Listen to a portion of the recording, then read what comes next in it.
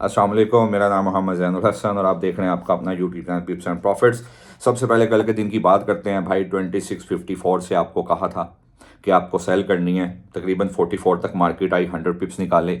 In between the trading sessions कल के दिन में ज़ाहिर है ग्रुप्स में जो अटैच होते हैं वो तो जानते हैं, और जो पर्सनली चैट में रहते हैं वो भी जानते हैं, और जो अलग अलग ग्रुप्स में मेरे साथ अटैच हैं उनको पता है कि भाई 42 43 से भी सेल करवाई थी और 32 पर बुक करवाई थी। तकरीबन साइडवेज दिन में 200 पिप्स 210 पिप्स निकालना गोल्ड में, जाहिर है ये एक बहुत ही अच्छा प्रॉफिट था कल के लिए।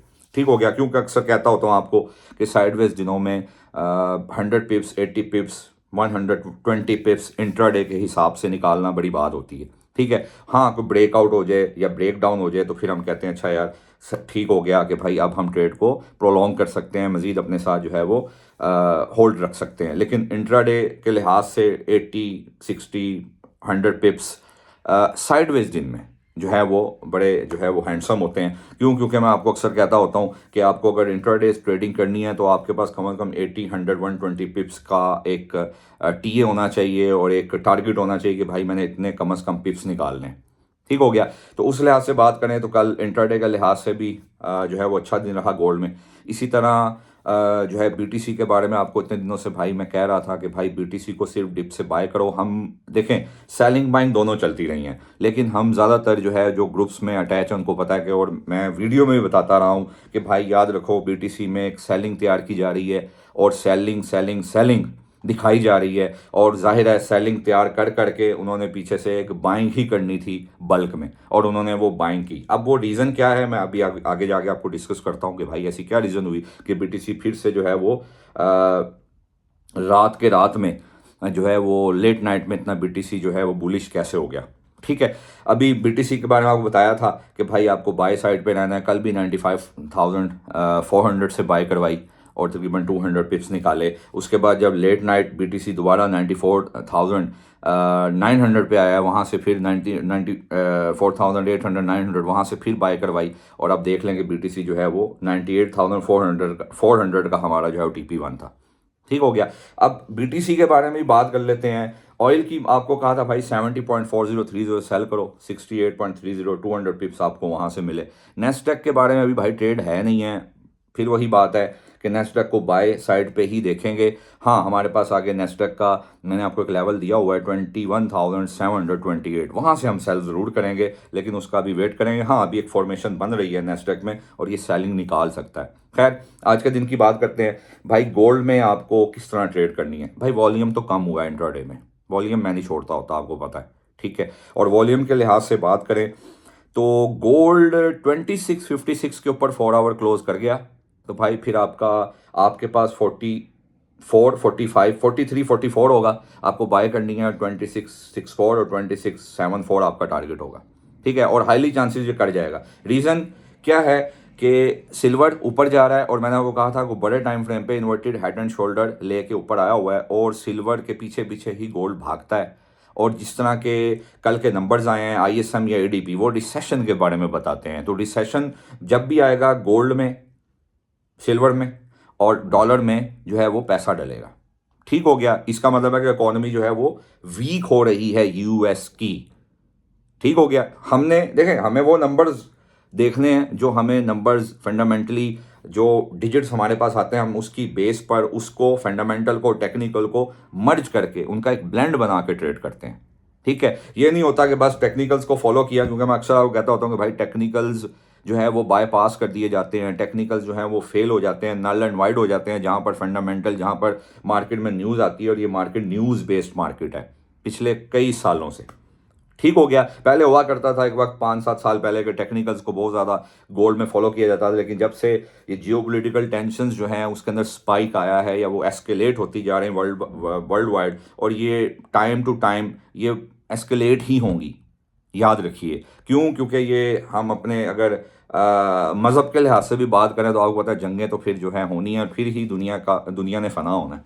ठीक है, तो उस लिहाज से ये चीज़ें तो हैं हमारे सामने ही हैं, और जंगें वाले मामलात और हर जो मुल्क है वो अपनी सुप्रीमेसी के ऊपर लगा हुआ है कि बस रशिया कहता है कि मैंने सुपीरियर रहना है, यूएस कहता है मैंने रहना है, कनाडा कहता है मैंने रहना है, ब्रिटेन कहता है मैंने रहना है, फ्रांस और जर्मनी को अपनी पड़ी हुई है। तो खैर ये कुछ सुपर पावर्स हैं जो हमेशा यही चाहती हैं कि हम जो है वो चाइना, इंडिया भी यही चाह रहा होता है, सऊदीया, पाकिस्तान, तो ये सब यही चाह रहे हैं कि भाई हम जो है वो एक सुपीरियर कंट्री के तौर पे अपने अपने कॉन्टिनेंट में, अपने अपने रीजन में सुपीरियर कंट्री बन के रहें। और उसी की वजह से भी जंगें चलती रहती हैं।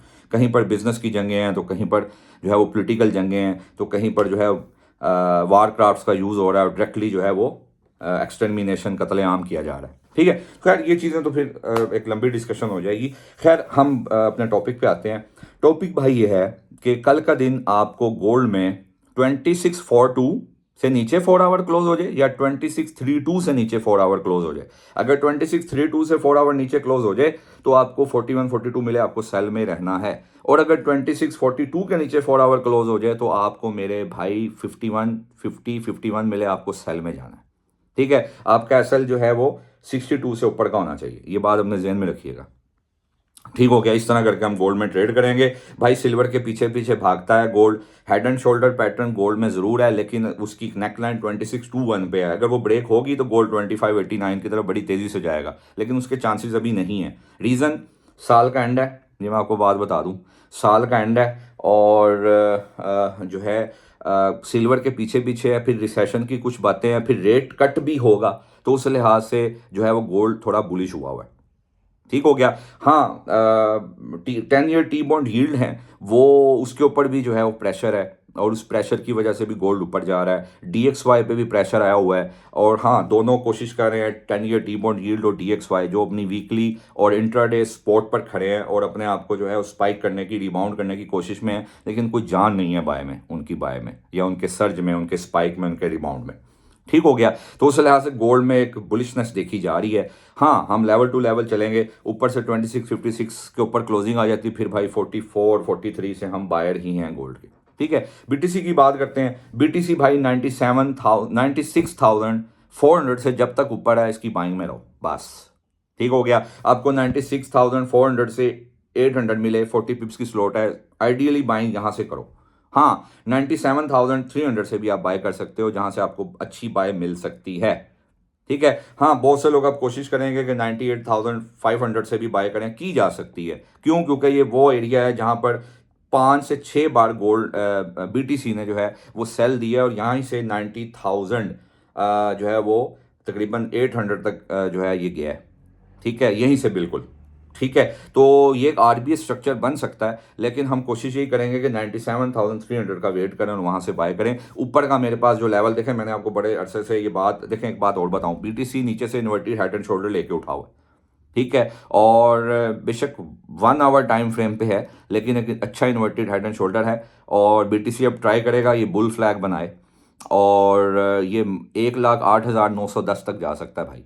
ये मेरे पास नेक्स्ट लेवल है। हाँ, अननाउन जोन्स हैं, यहाँ से हम सेलिंग अभी नहीं कर सकते। सेलिंग कब करेंगे? जब कोई कम से कम 15 मिनट्स, कम से कम, लेकिन कोशिश करें कि M30 पे कम से कम 3 कैंडल्स बीरिश बने और तीनों कैंडल की क्लोजिंग अपने लो के करीब हो। मतलब कैंडल का एक हाई होता है, एक लो होता है, एक ओपन होता है, क्लोज होता है। ठीक है, कैंडल की रिलायबिलिटी वैसे तो 30% है, लेकिन कैंडल कम से कम मोमेंटम बता रही होती है कि मार्केट में बीरिश प्रेशर है या बुलिश प्रेशर है। अब आपको क्या करना है, अगर M30 पे 3 कैंडल्स बीरिश बने और हर कैंडल का जो लो है उसके पास पास आके क्लोजिंग हो तीनों कैंडल्स की, तो फिर आप थोड़ी सी रिट्रेसमेंट का वेट करेंगे और फिर सेलिंग में बैठेंगे BTC की। ठीक हो गया, अभी खैर फॉर्मेशन बन जरूर रही है जब मैं वीडियो बना रहा हूं, लेकिन आपको अभी वेट करना होगा। ठीक हो गया, इसी तरह भाई नेस्डेक भाई 21,728 ऊपर से और नीचे से 21,140 से 160 आपको मिले, आप वहां से बाय करो। बस यही अभी नेस्डेक में कोई फॉर्मेशन फिलहाल अभी बन तो रही है, लेकिन कोई प्रॉपर नहीं है सेलिंग फॉर्मेशन। ठीक है, इस तरह हम बात करते हैं ऑयल की। ऑयल 67.70 से बाय करो। ठीक है, और ऊपर से 69.30 से सेल करने की ट्राई करो। फिर उसी तरह हम 69.30, क्योंकि ऑयल एक रेंज में है, ऑयल रेंज बाउंड है। हाँ, कल ISM नंबर्स की वजह से जो है ऑयल ज़्यादा बेरिश हुआ है। क्यों? क्योंकि ISM नंबर ने रिसेशन की बात की है और जब ऑयल कंजम्पशन नहीं है इंडस्ट्रीज़ में और कमर्शियल सेक्टर में, तो जाहिर है उस तरह से फिर डिमांड नहीं रहती। ये एक पूरा एक इकोनॉमिक्स का चैप्टर है जिसको हमें पढ़ना पड़ेगा।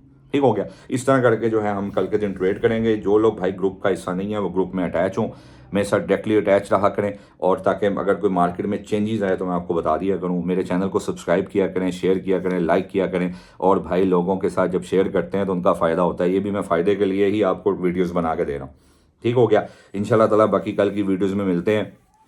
उम्मीद करता हूँ कोई ऐसी बात है नहीं है जो रह गई हो, क्योंकि देखें काफ़ी बातें होती हैं। अगर आप बात करने पे जाएंगे, बात लंबी से लंबी मैं करता जाऊँगा। मेरे पास तो भाई बहुत सी बातें हैं अपनी फील्ड को लेके, ठीक है। लेकिन मैं कोशिश करता हूँ कि पॉइंट टू पॉइंट चलूँ, और कोशिश करता हूँ कि इन अ नटशेल जिस तरह से आपको जो है वो प्रिसाइज़ करके मुख्तसर करके चीज़ें बता सकता हूँ उस तरह बताऊँ। ठीक हो गया। इस तरह करके भाई हम गोल्ड आज भी यार साइडवेज रहेगा। रीज़न इज़ के आगे एनएफपी है, और एनएफपी में एक अच्छी वोल्टिलिटी देख रहा हूँ, क्योंकि प्रीवियसली 2 एनएफपीज ऐसी थी जिसमें कोई ज़्यादा वोल्टिलिटी नहीं आई। तो गोल्ड आज भी जो है वो साइडवेज है। साइडवेज में क्या होता है कि बायर भी मज़ा करता है, सेलर भी मज़ा करता है, और जो एसएल वाला होता है वो बेचारा रगड़ा जाता है, और जो एसएल के बगैर होता है वो जीता है, और वो बाय भी निकल जाती है, सेल भी निकल जाती है। लेकिन जैसे ही ब्रेकआउट होता है फिर जो एसएल के बगैर बैठा होता है उसका अकाउंट ही निकल जाता है। ठीक है, ये बात हमने जहन में रखिएगा। बाकी इंशाल्लाह ताला कल की वीडियो में मिलता है। अपना ख्याल रखिएगा। अस्सलाम वालेकुम रहमतुल्लाह।